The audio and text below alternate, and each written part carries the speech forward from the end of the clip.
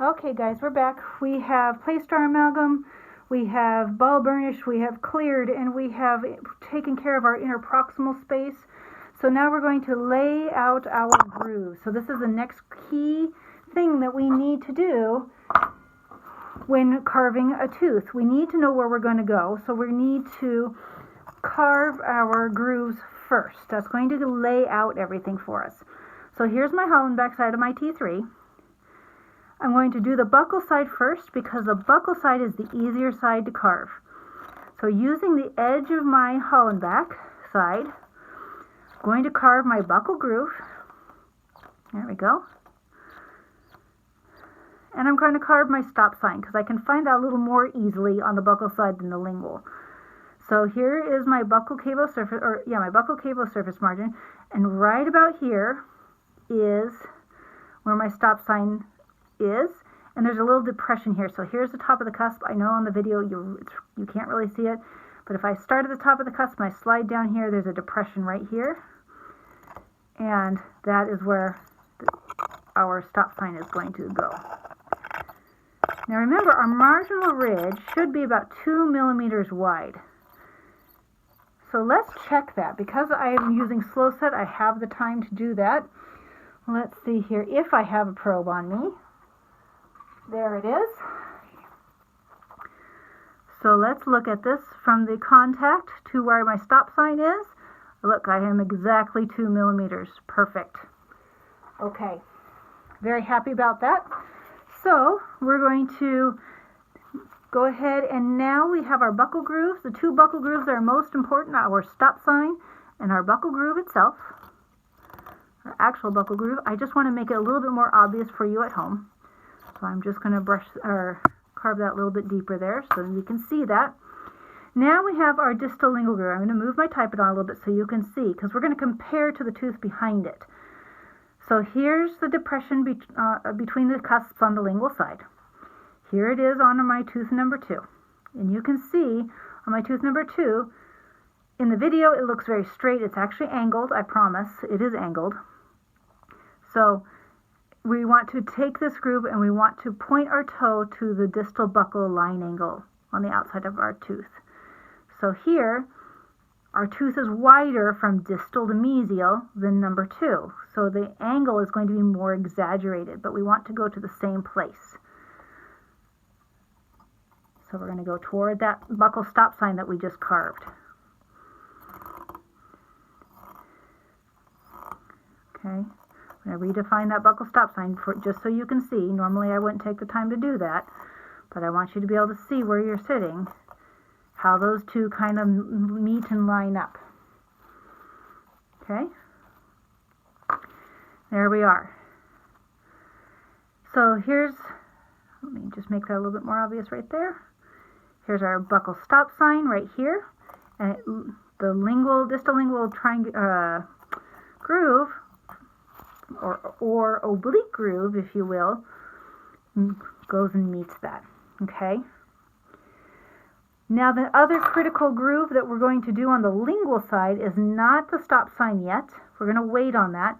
We're going to do the little groove that separates our triangular ridges from the oblique ridge to the transverse ridge. We need that, we want that definition between those two triangular ridges. So the oblique ridge is going to run from mesiolingual to distal buccal, and our transverse ridge is going to run from mesiolingual to mesial buccal. And we need that definition between them. So I'm going to start at the top of the mesiolingual cusp, and I'm going to draw a groove down to my buccal groove. And you can kind of see at this angle that there's a depression right here between the two triangular ridges that are supposed to be there. And that's exactly where we want to go.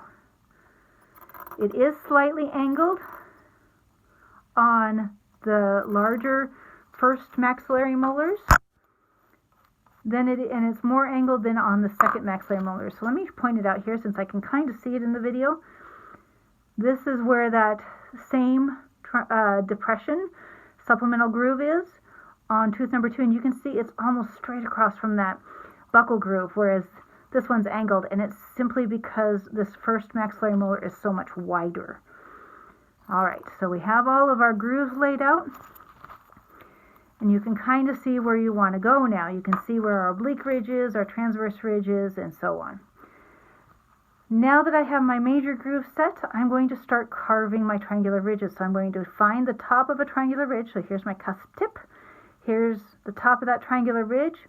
I'm going to put my toe where I want my central groove to be, kind of where I have these marks for my condenser. And I'm just going to slide down into my buckle groove. Okay, so I want my toe where I want my central groove to be. It's going to look like that. And I want to slide all the way down into my buckle groove.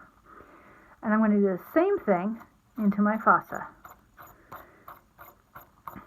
And I want to feel amalgam underneath my instrument here. If I'm only catching plastic, I'm not going to be doing much.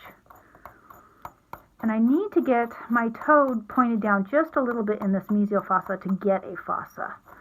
So make sure your toe is contacting. Okay, so I've lightened up my pressure so I can go faster so you can see these nice fast strokes, and I've done a bunch extra so you can see it. Fast strokes over here. I'm doing about twice as many strokes as I normally do. There we are. Okay, now I need to change the angle of my Hollenbach or instrument so that I match the angle of my oblique ridge, which runs from mesiolingual to distal buccal. So my instrument needs to be at that same angle. So starting at the top of that triangular ridge, I'm going to take out all the excess that was here. Toe where I want that central groove to end up. There's a bump of amalgam there. Get through that. There we go. Now I can go twice as fast now that everything's kind of smoothed out. I can lighten up my pressure and do something. And you can start to see my central groove coming out. So it's going to do this and this, and that's what we want to see.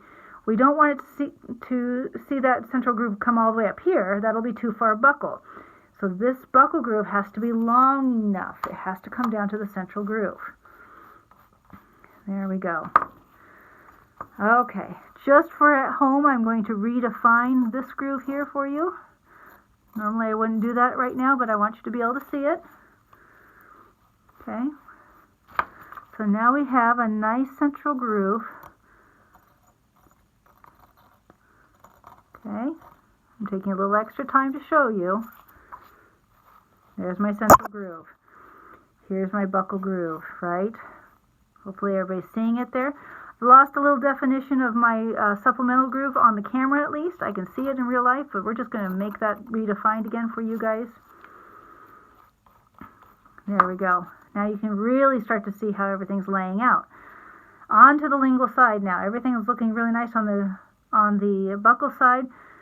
So I'm going to put my toe where I want my central groove to stay. I don't want to make a new one. I have one already. My amalgam is getting harder, which is why it's getting shinier as I carve.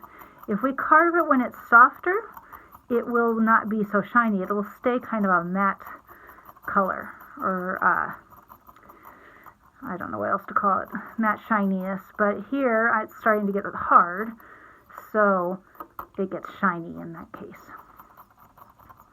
Okay, and I'm just redefining as I go along, just so you guys can see at home. I don't take those steps so much when I am actually working on a patient because it does take time. Okay, changing my angle again. This triangular ridge, I carved at the same angle. I carved this one here just so they match, so it comes down here and comes up here. Now I need to change my angle again so that the transverse ridge comes down this way and comes back up this way. You can see right here, oh, I love that happened. I'm so happy. See right here, I wasn't really precise where my toe was, and I went beyond my established central groove, which is here, and I started making little lines and grooves and roughness there. So I need to take it down a notch and I need to be a little bit more precise here.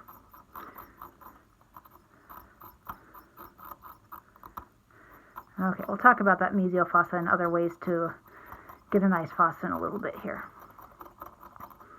Okay, so change my angle. I was getting a little bit incorrect there. So you can see from this angle that we have some little bit of height to this lingual cusp. This is going to probably be the flattest point of your restoration. There we go. But it still looks pretty flat, and that lingual cusp is, in general, a little flat. Just going to get some of the extra out there. We just want to have as much definition as possible, and some of it is also that camera angle as well, and I apologize. There's nothing I can really do about that too much. All right. We've done everything we can except for that distal lingual area and distal buccal area, so this distal area. So I'm just going to take out the little bump of amalgam I saw there. There we go. Okay, let's talk about the distal lingual cusp and our distal fossa and our marginal ridge. I'm going to actually stop the camera here and make that a separate video.